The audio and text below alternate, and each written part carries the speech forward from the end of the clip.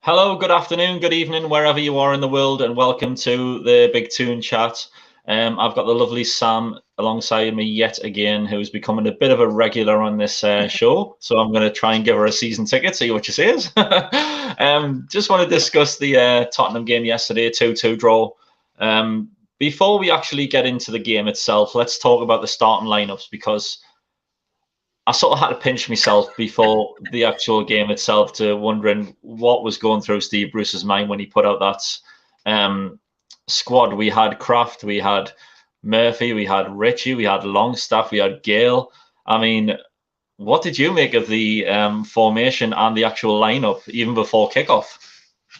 Yeah, I'd seen one or two things on Twitter that mentioned, there could be a few surprises and that we might be going back to the back five, and I thought, flip. And I was okay with that because I thought, right, we need to get some points on the board before the end of the season. And then when I saw the lineup, I was like, why can I only see Lascelles as a centre back? Like, what's happening? So I was absolutely bamboozled by the team sheet. And then I thought, as it got closer to kickoff, I thought, well, maybe he's going to play four at the back. I wasn't sure, but I didn't expect much. And I think there's maybe been a few other games this season where I've just been absolutely baffled looking at the names and trying to wonder where they go. And it's so funny because then when you look at like Sky Sports and BT Sports and BBC Sports, they all have different variations of what they think that the formation's going to be. Nobody knows. But, when results like yesterday happen, you don't care. But again, you couldn't play that same team against Burnley. And I worry that he kind of latches on to something and thinks that it'll work against different setups. But yeah, baffling, but it worked. Yeah, I mean, I was as shocked as many. I mean, I couldn't understand it when I first seen it, but then when I seen Ritchie and Murphy, I guessed we sort of started with a five at the back. And then I thought, well, Kraft has got to go into the middle because Murphy and Ritchie are there, unless Ritchie's going to go into the middle for some odd reason or another. And then to see Longstaff back in the team, that was the biggest shock to me. I mean, I never thought I'd see him again this season. And then when I had another look at it, I thought, like, are we going to be playing 3-2-3-2? I mean, are we playing 5-3-2? We don't really know. Nobody said. Dwight Gale, Joelinton up front. And I thought, okay, is this like Steve Bruce trying to put Dwight Gale onto the pitch to have a few clubs, have a look at him, see what he's like, try and get some offers in the summer? And I thought, yeah, let's just roll with it, see how he plays. But then as we went into the game kicked off, and then in the first 5-10 minutes, we could have been 2-0 down easy. But when we started getting into the game, I thought it was a good first half performance. Personally, we sort of pressed them high up the pitch, made them make mistakes, especially the fullbacks, because they were atrocious, I thought. Joelinton done absolutely amazingly well to hold the ball up. I was one of his biggest sort of critics yesterday, but then I've watched the game back again, and I actually think, yeah, he actually did have a good game. He put himself about, he got challenges, he got up in the air, and he really gave their defence a very hard time in the first half, didn't he? He did. And the thing with formation, and we were playing more a 3-5, and the point of the wing-backs was they had to push forward. And in the first 10 minutes, they didn't. I think we showed Spurs far too much respect, given that they're a very chalk and cheese team. Jose come out and buried players again. I think we were too respectful. And when the team pushed up and we did, push their midfield, we got a bit more joy. And the point of what you said, I actually thought even during the game that Joelinton had a super game, and it's been growing in terms of, he needs a couple of chances to score one. He's never going to be a Harry Kane. I mean, he could have had three from a couple of shots. I also thought Sean Longstaff was superb. Again, he got hammered a little bit yesterday, but he hasn't been playing. There's been a lot of stuff going on in the background there. For him to get his head in the game, be brought back into the team, and he wasn't perfect. He made a few mistakes, but he really made a fist of it in trying to get forward on that left-hand side. I thought everyone, bar one player, had a really, really good game. And, our luck is that there's probably other chances we should have put away, but then Kane hit the post. But it gave me a lot of heart in terms of, I felt like the players were bought into what they wanted, what they were asked to do. Yeah, I mean, I'll probably guess which player you're going to be saying that didn't have the good game, because I think we all sort of agree on that sort of player. Now, judging by your reaction there, I don't know whether it's probably one of two. It's either Kraft or Shelvey. Am I right? Well, yeah. Don't give it. Shelvey, he was okay. I mean, probably one of the.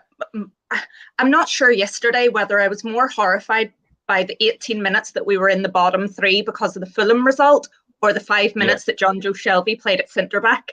Because that for me was, honestly, my eyes popped out, my jaw hit the ground, and I thought, I mean, if Spurs had been able to pull themselves together in that instant, Joe Shelvey at centre back, he tries to play there, but you don't actually put him there. I didn't think he was that bad. He had a couple of nice passes, squandered a bit, but Emil Kraft, oh my goodness! I mean, his performances are schoolboy. His positioning is terrible. His judgment is poor. He's rash. I don't know how he starts for Sweden. I think he tries too hard and he just gets everything wrong. But why Steve Bruce? I mean, he'll look at that and think, we got a 2-2 yesterday. That's a good result. Those defensive mistakes are absolutely criminal. They're criminal at any level of football. And I don't know how Steve Bruce can justify continuing to play him when he costs us. Really, you look at him throughout the game. If you just look at him in isolation, he never looks comfortable. You never know whether he's watching the player or watching the ball. And then in those moments of crisis where you're like, put it out, get rid of it. I don't even know what that was for the goal. But, for me, we spent 4.5 million on someone that I think would maybe struggle to get in a bottom of the championship team, because I just think his judgment's horrendous for this level of football. I think when you look at the Tottenham's first goal, I mean, Kraft did make the mistake. That's fair enough. I'm not going to sugarcoat that, but Dubravka could have done better in giving him a shout. So basically, to try and grab the ball off him. But like when the ball came over to Kraft, I mean, Dubravka was virtually on his knees anyway. So I mean, he couldn't have grabbed it. So the only place that ball should have ended up was outside the ground or in the top stand or something like that. It's anywhere just but next time we came, because we all know what he's like. Yeah. I'm just going to run through a few comments because there is quite a few of them. Stephen, hiya, Stephen. Chippers 1990. I personally think that starting 11 was a Steve Bruce sack me starting 11. Could have been. I mean, didn't work. It didn't work. You're right. I mean, if anything, it was a miracle sort of starting 11 that Steve Bruce plucked out of midair, because it sort of worked. It put in a really grafting performance. Yeah. They're keeping it to YouTube. Hi all, hope you're well. How long are we giving it until Joey scores again? Lol. 50% of his Premiership goals have been scored against Spurs, the Spurs slayer. Yeah, that is true. He has scored 2 of his goals against Spurs, and I mean, Hugo Lloris must absolutely hate him at the minute because he's making him look like he's world class. Yeah. Austin, Austin. Where's he gone? Happy for Joe. Austin, happy for Joelinton. I think we all are, to be honest with you. It's been coming. It was a really good performance from him. He deserved his goal. He played well. He was always an option up front as well. He held the ball up well. He was really strong. And to be honest with you, it makes Steve Bruce have a difficult decision in the next game, with Callum Wilson probably going to be fit as well. What does he do in the next game against Burnley? We don't know. We have to wait and see. I think Longstaff and Ritchie were starting, so Bruce could throw them under the bus if we lost, and I think their performances shocked Bruce. Yeah, I do agree with that.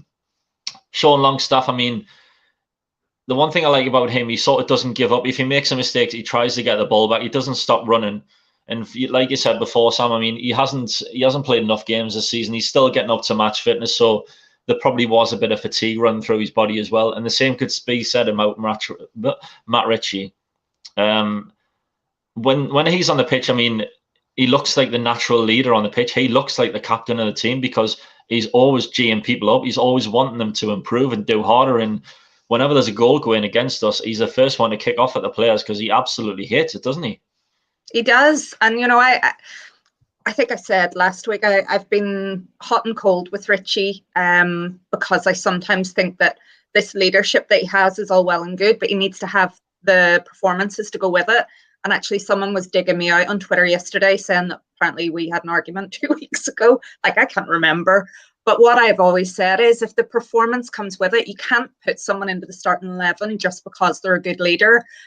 We are not a team that can carry anyone, even for leadership. So there were times where his performances were not good enough and he was making mistakes that led to goals. So yesterday for me, and the reason that I was so delighted with him was that his performance was excellent. His energy, you kind of look at the match fitness concept. I think he's a very fit man, but he was buzzing. Sean Longstaff he's not the same personality, but I'm sure that they both felt fatigue like it. You know, the same was said about Jacob Murphy. He actually came off with cramp, which frustrated me. But, you know, Ritchie's performance levels, getting those balls in early to the box on both sides.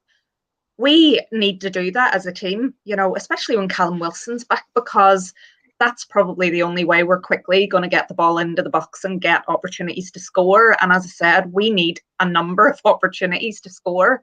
And if we don't rely on that, then we're really going to struggle.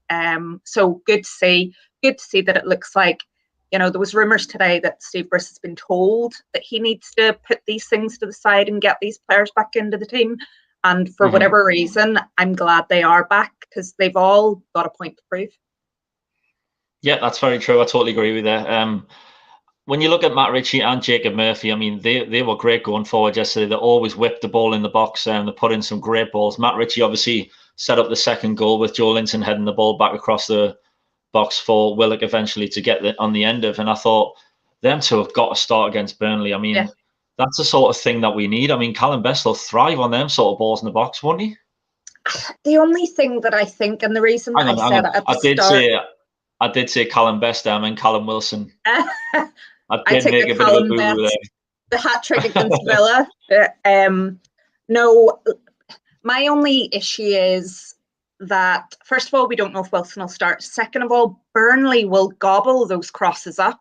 So my worry is our game plan that worked against Spurs, I don't know if exactly the same will work against Burnley. And certainly our defending will not work against Burnley. So he really needs to focus this week on making sure we tighten up. And just that we maybe have a wee bit more, I don't know if ASM will start, but we need to have a wee bit more thought around how we're going to break Burnley down. The crosses, you'll know early doors whether that's going to be effective because, you know, they play the equivalent of 4 big centre backs across their back line. And Joelinton will have a certain amount of joy. Gale, maybe not. So it'll be interesting to see what his plan is. Yeah, you are right. I mean, we do have to change the game plan against Burnley because they are a big, aggressive team, very tall at the back, like you just said as well. And again, they're scrapping for survival as well, so they'll be up for the fight. And I just hope we go into that game with the same performance and the same attitude as what we did against Spurs. David Crone says on the front foot, we did play 3-5-2. On the back foot, it reverted to a 5-4-1 but it worked because the wing-backs actually pushed on. I 100%. Totally agree with them. Matt Ritchie and Jacob Murphy, I thought were absolutely brilliant yesterday. Stevens came on and says, what score did you both predict? 2-2. I predicted 1-1. Sam, what did you predict? I thought Spurs would win 2-0. I did. Oh, yeah, that's very true. Paul J, hi Sam. Hi Paul, how are you doing? You all right? You know. Dom 1-1, I said exactly the same thing. Austin, Sam with a drink in a hand. Let's go. It's water. It's sparkling water. Sorry to disappoint. Keeping it to YouTube. Willock on a permanent deal, yes or no? It's a yes from me, but depends on how much Arsenal want from him. I think they probably want upwards of 20 million from him at least, because he is still young. He's straight through the academy and he is a prospect for the future. Whether he wants to stay on a permanent basis is a different sort of scenario, because we don't actually know what's going to be happening at the end of the season. Are they going to change the manager at Newcastle? Will Mikel Arteta go? Will he get fired? Will they bring in a new manager at Arsenal that might not want him? So it leaves him in limbo. So I think wait till the end of the season and see what happens in the balmy sort of summer transfer window, because it all kicks off then, doesn't it? Yeah, I think Willock's an interesting one. And I see it in a comment a bit further down. There were rumours that, this was actually going to be a 2-season loan. And I don't know if it's an option of another season. But then the other thing to consider is that we really need to sort out our squad places.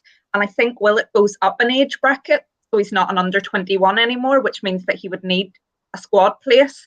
I may have got that wrong, but I think it's correct. So again, we need to free up squad places. And at the minute, we're only really looking at, Carl maybe going, Atsu and Saviet, whatever his name is, going, and everyone else we're trying to tie up. So we actually don't have much squad room.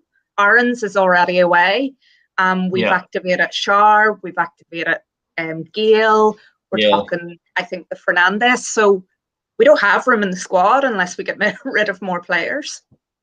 It's tough. Yeah, that is true. Paul Jays came on. Austin, where did you get that info from? Austin, I mean, if you want to answer that question, that would be absolutely brilliant, so we know where the rumours are coming from. Dom says, to be honest, I've not seen the game or goals. You're missing Dom, out. I do suggest that you watch. It was a good game to watch, to be honest with you, especially if you're a neutral as well. It was a good game to watch. Stephen says it was great to see Ritchie back in the team just for his passion. Yeah, he did show that. Especially there is a few clips of him when the goal went in and he was celebrating and he's sort of kicking every ball, especially when he didn't have the ball, wasn't he? He was absolutely brilliant, Matt Ritchie, I thought. Paul J, actually, it was some Arsenal account I follow, probably wrong. I mean, you can believe what you want there. I don't really know where these rumours come from. Dom says you can see us beating Burnley, to be honest with you. Well, Dom, I hope you're right. We do actually need to beat Burnley to try and sort of claw away from the relegation zone. Do you think we can beat Burnley, Sam? As I said, it really depends on the 400 Steves coming up with a plan as to how we're going to beat Burnley. As we've made the mistake, as I said before, of just thinking, will that work? Let's do it again. So we can't do that. He needs some kind of an intricate plan, and bombing balls into the box isn't going to be it. We need to see who's fit. We need to take Emil Kraft out of the back three. Ideally, I quite like Dummett there, so ideally it would be Clark or Fernandez. For me, it would be Fernandez. I think we really do miss Fernandez. I would have Shelby out of the team and Willock in, or someone with a wee bit more, because I think there'll be a battle. We can absolutely beat them, but it has to be the right plan. And I don't even know if Steve Bruce will set up to beat them, to be honest. I don't know if he'll treat it as 3 points or, this point accumulation that he keeps talking about. Maybe he'd be happy with another point and just hoping that Fulham don't better it. Yeah, I was just wondering, did you seem baffled by the fact that Clark was on the bench and then Kraft started centre-back? Because if Clark wasn't that fit, I mean, at least start him from the start, see how long he lasts, and if he gets cramp or he thinks he's felt a niggle here and there, get him off, you know what I mean? Like, at least start a proper central defender, not take a gamble on Kraft, because you can see exactly what happened when Spurs' first goal went in. Yeah. Go ahead. I was just saying that Dom says it depends on Willock's contract. Yeah, it is. Yeah. It's basically, it is in the contract, so we'll wait and see what happens. But anyway, go on, Sam, as you were. I was just going to say, I was super surprised because I don't recall seeing anything about Clark having an injury. Hendrick didn't even make the squad. I mean, there were all these. Fraser didn't make the squad. This all came out of nowhere. And I honestly feel like he just didn't want to play anyone that had been on international duty. It was very weird. It must have been something enough to stop him from coming on at all, because even when Kraft went off, he didn't bring him on. So yeah, surprised. Really need him to be fit for the next game. 100%. Couldn't tolerate Emil Kraft playing another game at right back or centre back. I honestly don't think he should start another game for us, and that sounds really harsh and tough, but I don't think he's getting the adequate level of coaching that will not leave him getting trounced every week. Yeah, I totally agree with what you just said there. I'm just going to go on to this because I've completed Twitter, I've completed YouTube, I've got Gallagher shots commenting on my videos. That is exactly what I want. Thank you very much, whoever that is, saying, go on, Sam. Dom Gallagher shots in the room, and they're just making sure that Sam is getting looked after. I mean, what do you take me for? You know what I mean? I'm just a nice lad from Newcastle, you know what I mean? Stephen says, how did you feel when NUFC dropped into the relegation zone yesterday? I was quietly confident that Aston Villa could probably win that game. I mean, even though they went 1-0 down, I still thought they had too much for Fulham. I still think they're probably the better team, the stronger team. What did you think? Yeah, I was still more disturbed by Shelby's 5 minutes at centre-back than those 18 minutes. But I watched the first half. I watched until Fulham scored, and then I took the dog out for a walk. And then I put a funny tweet on just saying, like, what's going on? And people were telling me, stay out, keep walking. It was very cold, but I stayed out. Villa scored 3. So I think, that's the key to our survival, is for me to take the dog out whenever crucial matches are happening. I mean, we shouldn't really be relying on other teams to beat other teams around. We should have our own fate in our own hands. We should be beating these sort of teams like the Burnleys, the Sheffield Uniteds, the Fulhams. We should be beating them. And I think when you look at the fixtures Newcastle have got coming up next, you've got Burnley, then the likes of Liverpool, Leicester, Man City. If we play the way we did yesterday, we can frustrate the hell out of teams and try and maybe nick a point here and there. So I'm quietly confident that we're probably going to survive now, given that performance yesterday. And if we do go in to the Burnley game with a negative attitude, sit back and defend, and then try and hit them on the counter-attack, it's not going to work. And keeping it to YouTubes just says the same there. Do you fear the same old Bruce form will happen against Burnley? By that, I mean, every time we have one good performance, we go on a run of poor performances before the next good one. I think he's totally right there. I mean, the last 21 games, that's been spelled out in black and white, hasn't it? Yeah, but I think the difference now is, I think Mike actually was at the game yesterday. He's firmly put all responsibility onto the players' doorstep. The manager's not going anywhere. Telling the fans, it's down to the players to pull their socks up. One thing I will say is that we do tend to have a better performance against the better teams, which is why actually our run-in probably will get better performances because we will have to up our game. I can absolutely see us putting in a pathetic performance against Burnley, but I'm based on what's happened before. But I'm really hopeful the players just understand, like, if we get 3 points on Sunday, the pressure just starts to lift, and it's shifting very much on to Fulham at least, if not Brighton too, because they're not out of it yet with their decent manager, pretty football. It's points on the board that matters. It then brings Burnley just that wee bit closer into it. So hopefully they realise that the sooner they get 3 points, the better it becomes for everyone, the more we can relax and then enjoy maybe the football, getting players back. Yeah, guys, for everyone that's watching, if you haven't subscribed to the channel, the link is down below. And if you haven't followed Sam on Twitter, I really recommend that you do so. Her details are down below in the description as well. David Crone has just said, we were all buzzing after the Everton game performance, so I'm reluctant to get excited about yesterday. I mean, he is right, but I'm not really excited. I'm just sort of like, I'm in hope at the minute. I'm hoping that we do carry on this sort of form that we do have at the minute. Well, not the form. I mean, the performance yesterday. I do hope that we take that to Burnley and we take it into the game itself. I'm not going to get carried away over one 90-minute performance against Spurs. I mean, who were really not at their best. They didn't have their strongest team out. Son came on at halftime, didn't really do much. Gareth Bale came on the bench to take off the bench to take one free kick, and that went. I think that's still in the air now. I don't know where that's gone. But I mean, they weren't at their best. I mean, they could have scored a few more than they did, but I just think we deserved something out of that game, and it's good that we took a point, because 1 point is better than none at the end of the day. And I would have loved all 3. Don't get us wrong, but we have to settle for one. That's just the way it is. Do you think we're going to go into talking about the Burnley game as well, I'm not really trying to talk about this, but just the attitude of the players, the management, going into the Burnley game, what sort of things are going to happen, do you think? I think the important thing, I absolutely understand the point about Everton. We did come out of it thinking, God, this is it. This is where it's finally clicked. What I will say is that we really weren't sure what state we were going to be in after the Brighton game, where, in my opinion, the players didn't work hard enough on purpose.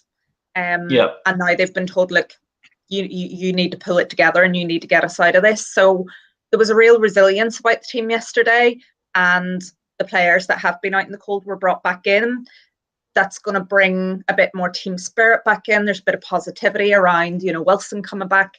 ASM looked in absolutely no way fit to get any minutes on that pitch yesterday, but he got some. So, that all bodes well. And it's just, again, about having the right attitude. And I think the right players on the pitch will hopefully inspire that.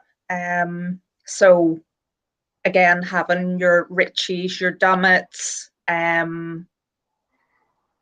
just really Lascelles leading from the back. We just need everyone to stand up and be counted for the rest of the games. I can't see, although, we've seen it for the last 18 months, I can't see the players shy away again. That's the one thing. I actually feel like it came to a head, to a point, and I don't see it getting back there again before the end of the season in terms of a decision being made. That Brighton performance, I think, was it. It was the, I don't think things can get a lot worse. And I think behind the scenes, they've sorted that all out. God, we all thought there was a mole. Who told us there was a mole? I was sure it was Steve Briss that told us there was a mole. But apparently there's no mole, and he doesn't understand why people are talking about it. So, they've brushed that much stuff under the carpet. It's bigger than my house at the minute. So if that's enough to get us through to the end of the season, fair enough. Yep. You bang on what you said there. There's a little tribute to you as well on the screen there, as you can see. Chip, as it says, is this the most positive Sam has been? Maybe it's a change in channel. Who knows? Oh, shots fired. Austin says the Saints game with Wilson, Willock, Maxim link up together was great. Hope we see it again. I think we will see it again before the end of the season, but whether they all get played together at the same time is a different story, because Willock sort of found himself on the bench at the minute. He's not putting in the performances that we know that he's got in his locker. He's had the first game that he played against Southampton was a great game for him, great debut, but he sort of went downhill after that. But then when he came off the bench yesterday, he had a little bit of an impact in the game, and obviously getting the equaliser again. That's just a good front three, that, isn't it? Wilson, Willock and Maximin. Yeah, absolutely. I hope he gets more minutes. I'm not sure what'll pan out. He scored the winner yesterday. Brilliant. He actually only had 5 touches. So, they'll be monitoring how effective he is. And I think we talked about it last week. Arsenal will very much be monitoring what's happening with him at Newcastle with regards to whether he stays next season. But, he's got potential. He's got quality. He's come through at Arsenal. That's not to be sniffed at. We struggle to bring young players through. So he, should he be ahead of the likes of Jeff Hendricks? Absolutely. There should definitely be a place for him. It's about having the right impact at the right time. And I don't think coming off the bench and scoring necessarily means that he should start, but he's doing the right things. Yep, he is. When he came off the bench yesterday, I thought, what's he going to bring to this game? And then the same with Sam Maximin as well. When he came on, I thought, oh God, we're risking him here because he's not match fit. He's going to start running, and then he'll probably feel a little niggle in his thighs or his legs or wherever, and then that'll be him out of another couple of weeks. But thank God they got through it unscathed. Both Willock and Sam Maximin. Obviously, looking forward to the Burnley game as well. They will probably be available, but again, I can't see Sam Maximin starting. He hasn't got enough minutes under his belt yet. There's no need to take a risk on him. Play the same team that we did yesterday and see what happens, and then bring him on at half-time if you need to. Mark's asking, don't think that we need an intricate plan, Sam. We just need to run around a bit and try and score. That's exactly That's what Joe was hilarious. told. Yeah, I mean, I couldn't believe that when I read that. I mean, that's just Steve Bruce all over, isn't it? I mean, anyone can get in that team, surely, if that's the sort of tactics. absolutely. Austin says a random question for Sam. Do you have a favourite Irish player? Now, this is going off the whole Newcastle United subject, but go on, Sam. Do you have a favourite Irish player? Damien Duff. I'm joking. Good option. Yeah, good I'm choice. joking. Absolutely not. I hate Damien Duff. Um, probably Shay Given. If we're talking about the Ireland team and not associate it to Newcastle, I mean Niall Quinn, absolute phenomenon. If we're talking about Northern Ireland, David Healy was one of our best strikers. George Best, but he's way before my time. The international teams might not be the best, but they've had some really good players. But Shay Given, what a keeper! He's always my number one keeper in my best ever keepers. Fantastic. And Mike Ashley ruined that. So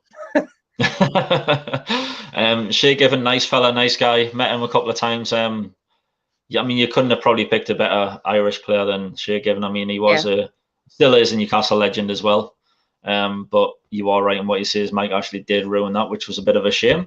David Crone says we are more worried about you, Kevin, with Sam than Nutter. I don't really know what he's talking about there, but Sam, I'm sure you'll enlighten us sometime. Thomas says logging off, enjoy, and let's be positive and hope for better times soon. We all do that. Keeping it to YouTube, Steve Bruce said there was a mole, but after close inspection, he confirmed it was Lee Charnley turned up at the training ground. You're probably right there, to be fair. Yeah. And David, do you two think the talk it was clickbait when there was talk about Bruce being offered a new contract?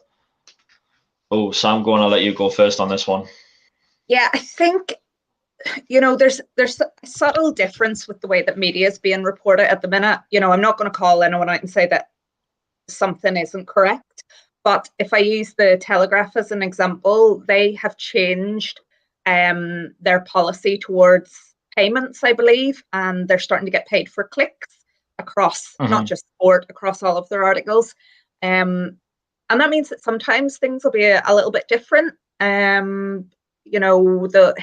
Also journalists don't write their headlines, so there's a lot of things in the tabloid industry at the minute that are there to get people to click and read and hopefully get subscriptions off the back of it more than ever before. The Steve Bruce thing flip, I mean, I just thought I can't think of anything worse. Then I thought in the grand scheme of things, when we're talking about the accountability being pushed back onto the players, could Mike Ashley have given that little thing to say, I'm in control, and if I want to keep the manager, I'll keep the manager, and therefore if you want to play for this club, you're going to have to get back on side with the manager. I think there's a lot of gamesmanship going on between Mike Ashley and Steve Bruce, and Mike Ashley and the players. So there was a few wee subtle things, and I think that's maybe one of them, to remind people that he's the decision maker, and they all need to get along and make things work and get us through this. I can't see Steve Bruce stay. I think the pivotal moment will be the Sheffield United game if fans are allowed back into the stadium. And I think that could potentially make Steve's decision for him, even if we stay up, that, there's rumours that he's moved back to the Northwest and commutes now. But, now that people are allowed out of their houses again. So every little thing like that just leads me to believe that either way, he won't be manager next season. And I wouldn't be surprised if he retired. I mean, he has moved back to the Northwest, but I mean, he's always had sort of like a farmhouse in the Cheshire region, hasn't he? So every like international break, long weekend, things like that, I mean, he always commutes backwards and forwards. But if fans are allowed back in the Sheffield United game, Steve Bruce has got to be fear and free self going into that game, because it's going to be a bad, really, really bad cauldron of doom for him when the Newcastle fans get sight of him. But when it comes to journalists and things like that, I mean, I don't believe anything until I've read it on the official Newcastle page, Newcastle website. it's all well and good saying, "Oh, we're going to offer you this, we're going to sign this, you're going to sign that," things like that. I mean, like I say, I've never believed it from journalists. No disrespect to them. I know they've got a job to do and things like that. But until this comes from the Newcastle website, that's when I'll start believing it. Austin has said, until it comes up, Steve Bruce will probably want to stand ovations and apologies if Newcastle stay up. Austin, Probably I think you've hit the nail on the head there. Yeah, that's exactly what he's going to want. He's just going to gloat. If Newcastle do survive, it's going to be probably the biggest achievement of his career. It's by far and away the biggest club that he's ever had to manage. But he has resigned from the last few jobs that he has had. So I can't see him resigning. I think he'll quit or he'll retire, like you just said, Sam. And I think that'll be it for him because he is getting on a bit now. And I don't think he's going to be anything like Roy Hodgson anytime soon. So he probably will do that and probably move to the northwest and start riding tractors around the field and things like that. So I personally think that's what I think is going to happen. But just coming to a conclusion on the Spurs game, just diverting back to that now. 2-2 on the 85th minute. What did you think the last 5 minutes were going to be like? Did you think, oh God, they're going to go up the other end and get another one? Because at half time, when it was 2-1 to Spurs, I thought that was it. Our heads were dropped. We were going to get absolutely annihilated. The Spurs could have scored 4 or 5 easy. But I was pleasantly surprised by the attacking mentality that we did have in the second half. We kept on going forward. We didn't stop believing. And eventually we did get our just rewards, didn't we? Yeah, I think so. And again, it's that resilience that I touched on earlier. I'm glad the heads didn't drop. I saw Spurs heads drop. You know, they were awful yesterday. Really poor. All over the park. There were only a couple of players that maybe had halfway decent games. So, you know, I think they were holding on for the draw at the end. And because their lapses defensively the whole game had cost them, we could have got another one with just that little bit more quality available. We maybe could have got it. And then, you know, we had to take Murphy off because he had cramp, and then you've lost that little bit of attacking. So I think it was fair, given that I just don't think we had enough left to go for a winner. But I'm delighted we didn't sit back, because for every game, and I've said this continually, we need to channel the Keegan years in terms of we need to try and score more than the other team, because I don't think we're defensively good enough. Therefore, we shouldn't sit back unless we're playing Man City, for example. But even then, you know, you don't want to sit too far back. So hopefully that's just the rule from now on. You have to get a goal, and if they score, you have to go and get another one. We just need to attack more. Yeah, you are right. Exactly what you've just said there. But when Spurs hit the post before the Newcastle second goal, I thought, it's coming. There's going to be another Spurs goal here. I can feel it coming. And it was just nice to see we'll go up the other end. Matt Ritchie put a cross in. Joelinton done well to get it back across goal, and then Willock exactly where you would expect him to be, and then just to hammer it back into the roof of the net, which was absolutely brilliant. So I'm just glad that we got a 2-2 draw, not beaten 2-1, to be honest with you. Yeah. Keeping it to YouTube, when the fans return, we'll most likely be stuck up in the gods as far away from them as possible. I mean, it's only going to be a few thousand in anyway before we actually get to full capacity. So the less that we have in, the noisier will be, because at least you'll hear all one by one probably. Yeah. David Crone says we had some great Irish players over the years. You are right there, David. We've had some great players. He thinks it's strange to look at both ends of the spectrum yesterday. Apparently the two favourite managers to get the sack, yet worlds apart. They are. I mean, you wouldn't think that Jose Mourinho would ever be one of the favourites to get the sack. I mean, you've got to be brave to sack him, because he's one of the best managers in the world. And he's been the clubs that he's had, Inter Milan, Real Madrid, Chelsea, and now with Tottenham. I mean, I thought Tottenham were going to be the next best thing when Mourinho turned up, but it hasn't seemed to work for him. And all these rumours going around that if they don't get in the top four, he's going to be sacked. I mean, do you believe that? Because apparently they've been linked with that Julian Nagelsmann. Yeah, I do. You know, I said before, my brother's a Spurs fan, doesn't like him. I popped on to listen to a podcast yesterday that Kendall Rowan was on, and the Spurs fans were absolutely fuming, just so angry. They hate him, like a good majority of them. You know, it's an embarrassment to them how we outplayed them yesterday.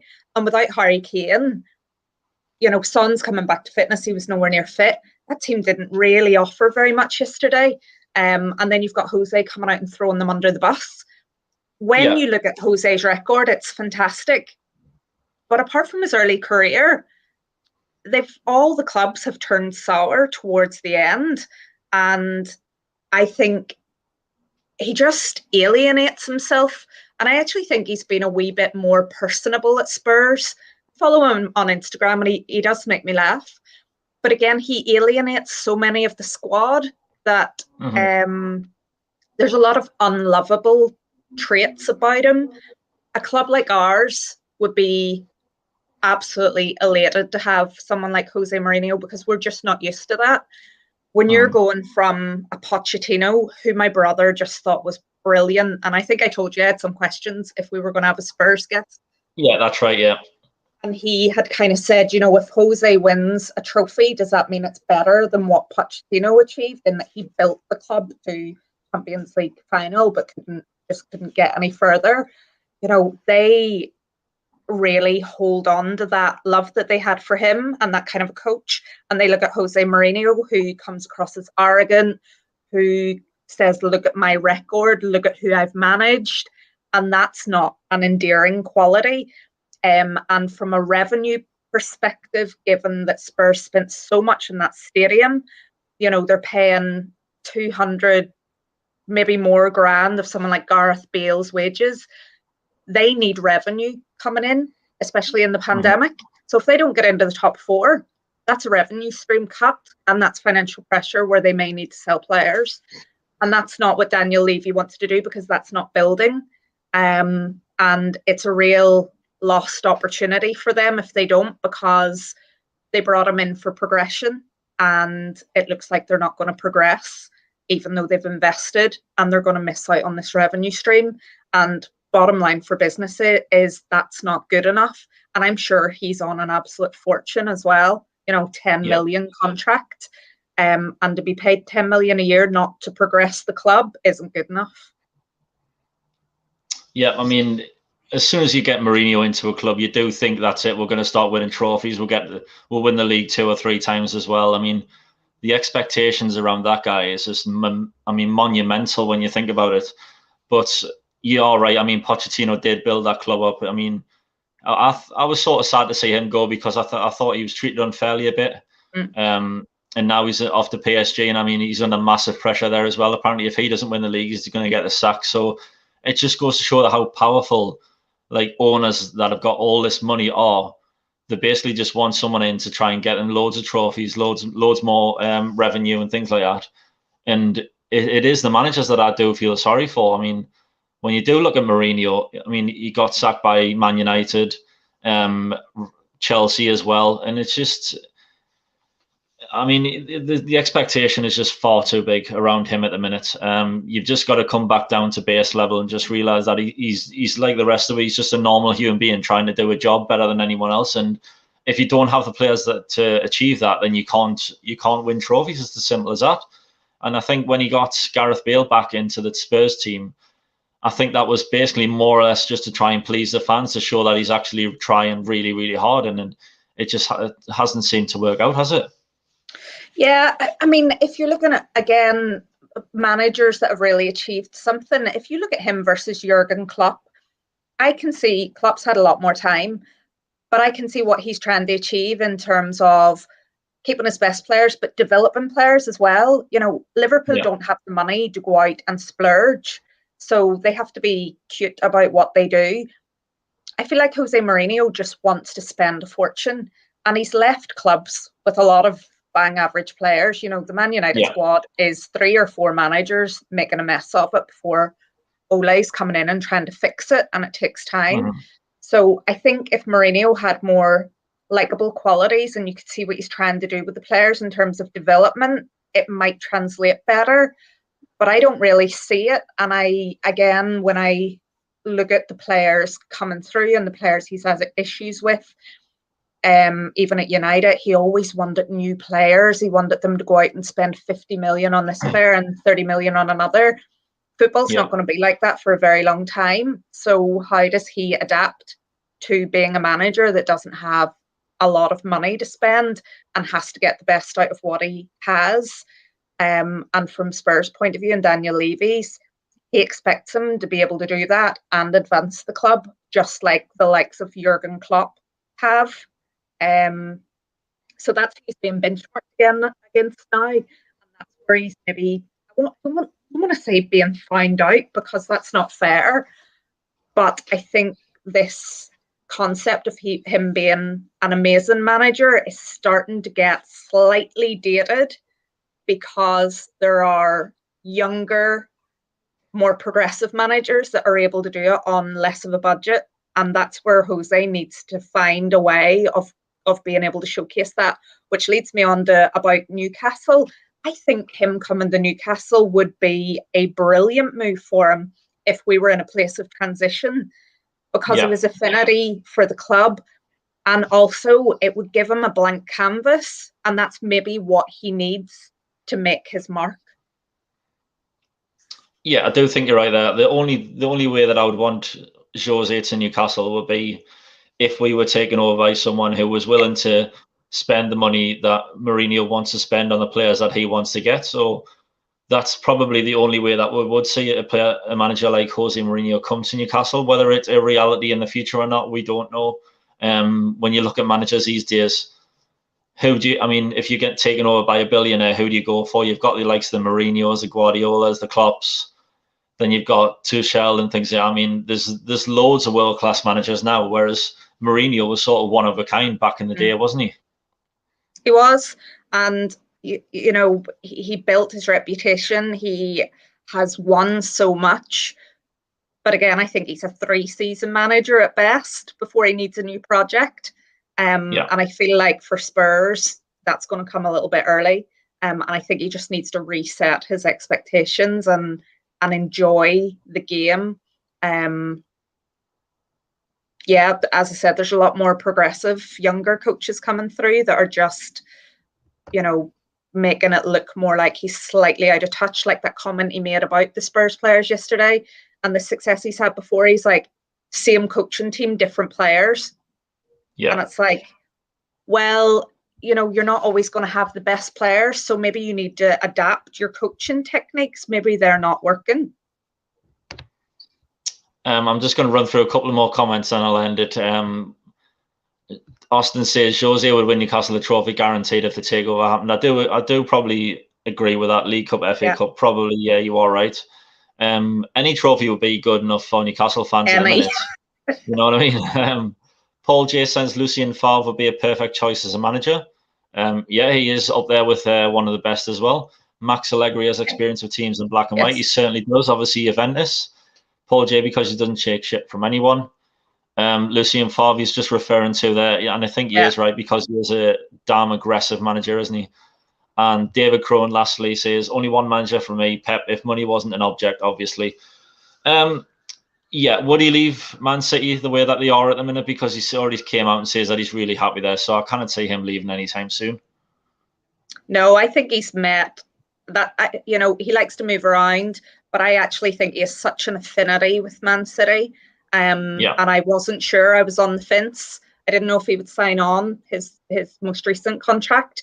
But when you've looked at him at Barca and Bayern, maybe just wasn't progressive enough. Barca was too much for him. Man City just seems like the perfect fit for him. Yeah, you are true. And he only lives along the road from where I currently am at the moment. So if I bump into one day, I will ask him. I will let you know. Okay? Yeah, perfect. Sam, I'm going to end it here. And I know you've got things to do. So thank you again for coming on. All Sam's Twitter details are in the description below. If you have liked the video that we have just conducted, myself and Sam, please drop it a thumbs up and subscribe if you're new to the channel. Sam, I'm sure I will see you again very soon. Take care, stay safe, and I will see you again.